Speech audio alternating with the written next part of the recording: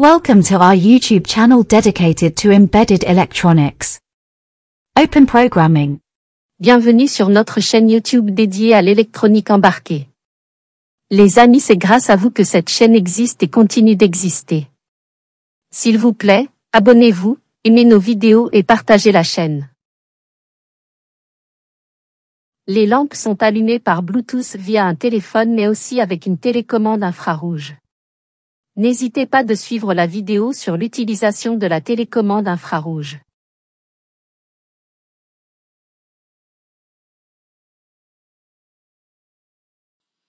Bonjour à toutes et à tous, j'espère que vous allez bien. Très content de vous retrouver de nouveau sur cette chaîne YouTube Open Programming. Alors, chers amis, dans cette vidéo, je vais donc vous proposer un code qui va donc nous permettre de gérer l'allumage et l'extinction des LED avec des signaux, soit infrarouges ou encore des signaux Bluetooth. Donc, j'ai déjà réalisé une vidéo où j'expliquais plutôt comment utiliser ce capteur. Je pense que c'est même ce schéma de montage que j'avais donc à proposer. Donc la vidéo, je vous le laisse dans la description si vous voulez comprendre un peu les détails sur comment utiliser ce capteur, donc ce récepteur infrarouge avec télécommande et tout. Je vous laisse donc le lien dans la description. Donc le but de cette vidéo, c'est exactement le même code que j'ai donc amélioré en ajoutant cette fois-ci donc le module AC06, donc AC05 plutôt. Dans le module AC05 ici, donc ce module permet donc à ajouter la connexion Bluetooth à la carte Arduino. Donc, dans la vidéo de démonstration, c'est la carte Mega que j'ai donc à utiliser. Mais les branchements restent les mêmes. Le programme fonctionne tout aussi bien. Donc, juste rapide survol ici à ce niveau. Donc, c'est exactement comme ça qu'il faut le connecter. Le pin state ici va donc me permettre de connaître l'état du Bluetooth, si le Bluetooth est actif ou pas. Donc, on peut le reconnaître lorsqu'on regarde le AC05. Donc, il y a une LED qui clignote. Donc, si la LED ne cesse de clignoter ou clignote à une vitesse relativement faible, cela va te dire que c'est connecté. Mais ça ne communique pas avec mon programme. Donc, moi, dans la programmation, j'ai eu à prendre en compte que la carte doit être connectée. Donc, pour connaître que la carte est connectée au Bluetooth, que le Bluetooth est bien connecté à un autre périphérie, une application et autre, c'est la board state ici qui va nous permettre de connaître cela. En fonction de l'état de la board state, si c'est à low ou à high, cela me permettra donc de savoir si le Bluetooth est connecté ou pas. Donc voilà un peu donc les connexions, c'est comme ça qu'il faut donc le faire. En tout cas, je n'ai pas prévu de chemin de montage, comme vous avez su le voir dans la vidéo de démonstration. C'est pas pour la première fois que j'utilise ces composants, c'est pourquoi j'ai pas voulu refaire encore le montage que j'ai déjà réalisé. Donc, je vous explique juste les bornes que j'ai à connecter, et puis ce n'est pas forcément utile d'utiliser ce relais. Vous pouvez simplement utiliser les LED du 3 volts au niveau de l'Arduino, vous les connectez avec des résistances et autres. En tout cas, ça passe. Mais vu que je contrôle les LED 220 volts, courant alternatif, c'est donc important d'utiliser le relais. Et vraiment, il faut faire attention étant donné que c'est du 220 volts, en tout cas le courant, ça tue.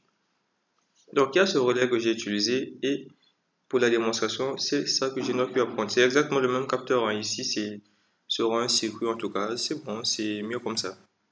Sinon, si vous en avez pas ainsi, vous pouvez donc suivre la vidéo précédente. En tout cas, j'explique tout la vidéo, je vous le laisse dans le lien. Donc ici, pour un rapide survol, ça se connecte comment? Bon, c'est un peu flou. Nous avons donc les broches GND et VCC qu'on doit connecter donc l'alimentation. Et au-dessus, vous allez remarquer qu'il y a des broches qui sont donc nommées IN1, IN2, IN3 jusqu'à IN4. Et donc, on va donc le relier à l'Arduino au niveau des pins 3, 4, 5 et 6.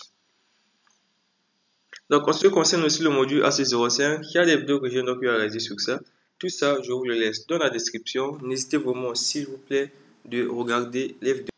Alors, avant de poursuivre l'expression du code, vraiment, s'il vous plaît, pour ceux qui ne sont pas encore abonnés à la chaîne ou qui hésitent encore à s'abonner, vraiment, s'il vous plaît, abonnez-vous, likez les vidéos, partagez-les et partagez en tout cas la chaîne pour les faire découvrir à d'autres personnes. En tout cas, cela m'encourage bien à proposer encore beaucoup plus de contenu et à développer encore beaucoup plus de programmes et de projets beaucoup plus intéressants. Donc voilà un peu. Ici, donc, ce sont les bandes de connexion du module AC05, RX, TX et tout. Et pour rappel, lorsqu'on les connecte, on inverse les connexions. Donc j'ai déjà eu à réaliser tout ça dans le schéma de montage. Quand vous regardez, en tout cas, c'est correct. Utilisez juste ce schéma de montage que j'ai donc à vous montrer en image. Et donc au niveau de mon GitHub, je vous laisse donc le schéma de montage. En tout cas, toutes ces images que j'ai donc à vous montrer, je vous les laisse donc dans mon fichier GitHub. Donc voilà un peu, à ce niveau-là, on va le changer. Bon, tout ça, c'est par rapport au test que j'ai eu à faire, ce sont donc des valeurs que je n'ai pu recevoir. Donc par rapport à la commande que j'utilise, ce sont ces valeurs et le protocole utilisé ici, c'est ce protocole. Donc si vous ne connaissez pas le protocole qui est utilisé, c'est pas grave, hein, vous pouvez juste le mettre en commentaire et puis ça va sélectionner le protocole automatiquement et tout, mais le code qui sera chargé sera vraiment très très long. Donc n'hésitez pas de regarder la vidéo où j'en parle qui est laissée dans la description. Et donc à ce niveau, les commandes, il faudrait donc les changer. Il se peut que ces commandes-ci ne correspondent pas aux valeurs envoyées par les boutons de votre télécommande que vous allez appuyer. Si ça correspond, tant mieux. Si ça ne correspond pas, remplacez-les par les bonnes valeurs. Donc, le code aussi, dans la description de la vidéo que je vous laisse en description, il y a tout là-bas. Donc, en ce qui concerne bien sûr le récepteur infrarouge, il y a le code pour tester, pour voir un peu les commandes qui sont envoyées et tout. En tout cas, j'explique tout en détail dans cette vidéo que je ne vais pas reprendre encore les mêmes choses. Et en ce qui concerne la connexion Bluetooth, les connexions envoyées, c'est les valeurs plutôt les commandes plutôt à envoyer sont ces commandes L1, L2, L3 et L4. Donc, une fois qu'on envoie ces valeurs, si la lampe est éteinte, ça s'allume. Si c'est allumé, ça s'éteint. Voilà un peu comment ça marche. Soit on envoie les signaux Bluetooth, soit on envoie ces signaux infrarouges. Tout comme on peut envoyer les deux. Donc, le programme est fait pour fonctionner avec les deux, les signaux infrarouges et les signaux Bluetooth. Donc, ici, ces variables vont donc nous permettre de connaître un peu l'état de nos LED, soit pour allumer ou éteindre et tout. Donc voilà ici dans la fonction votre setup, on va initialiser notre programme, configurer le capteur et autres, ce qu'on fait ici, ainsi que nos pins de sortie, y compris l'état par défaut.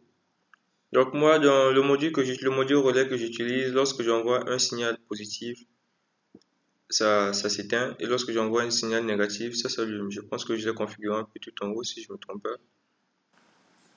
C'est à ce niveau. Voilà pourquoi vous voyez que l'état par défaut ici, j'ai eu à le mettre à true. Donc lorsque c'est à true, chez moi, tout s'éteint.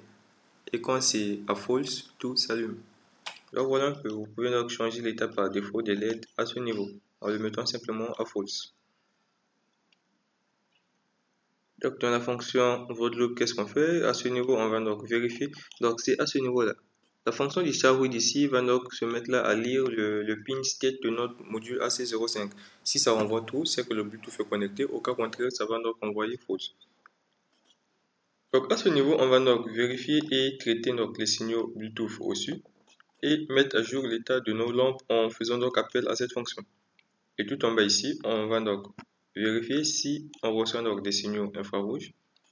On va aussi les traiter et les mettre à jour avec cette fonction. Donc les détails qui sont ici, j'en passe, suivez donc les vidéos dans la description. Ça vous permettra un peu de savoir comment fonctionne le récepteur infrarouge et comment coder bien sûr avec cette bibliothèque. Donc comment utiliser plutôt cette bibliothèque. Alors ER Remote, Software Serial, tout ça je l'explique là-bas. Donc voilà un peu. Donc la fonction update lamp ici, c'est cette fonction qui va donc nous permettre d'inverser l'état de notre lampe. Si c'était allumé, ça s'éteint. Si c'était éteint, ça s'allume. Donc on va vérifier si update égale à 1, on inverse donc l'état de la lampe 1. Si c'était égal à 2, on inverse l'état de la lampe 2, ainsi de suite jusqu'à la lampe 4 et au final, on le remet donc à 0. Alors voilà pour cette vidéo, c'était donc tout en ce qui concerne cette vidéo. J'espère que cela vous a été utile. On se donne rendez-vous très prochainement.